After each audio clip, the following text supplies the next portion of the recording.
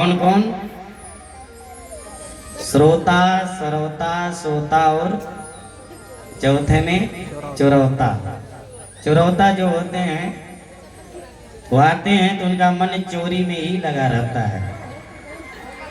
किसी का चप्पल नया है, अपना फटा फटा चप्पल छोड़ दिए, दूसरे का नया चप्पल पहन करके चल दिए। ये चुरौता का कार्य।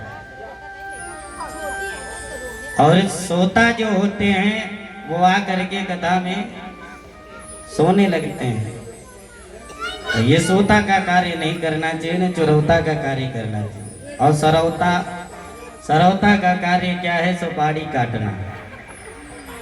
जैसे सरौता का कार्य सुपारी काटना होता है, उसी प्रकार श्रोता में भी कुछ सरौता आकर के बैठ जाते जो कथा को ही काटने लगते हैं।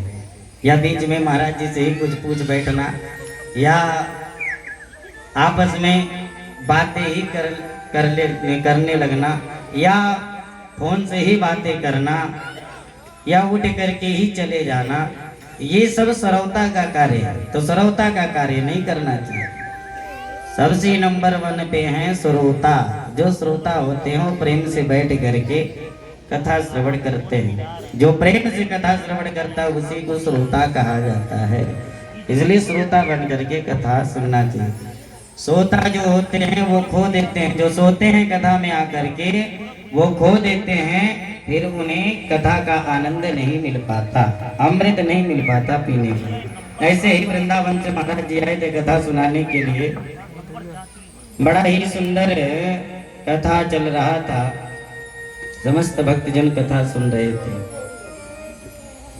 एक दिन एक मित्र बाजार गया, उससे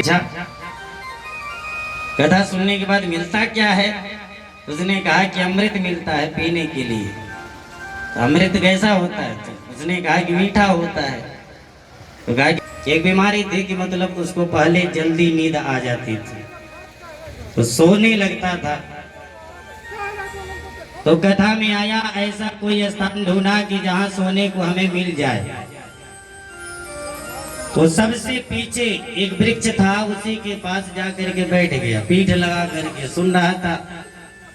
20-25 मिनट कथा चली, उसको नींद आने लगी, सो गया। जब महाराज जी की दृष्टि पड़ी उस जीव के ऊपर, उस व्यक्ति के ऊपर, तो महाराज जी जयकारा लगाए। नाक बजता है, नाक बजा करके सोते हैं। वो भी व्यक्ति नाक बजा करके सोया हुआ था, मुंह खोल करके सोया हुआ था। मुख भी खोला था, नाक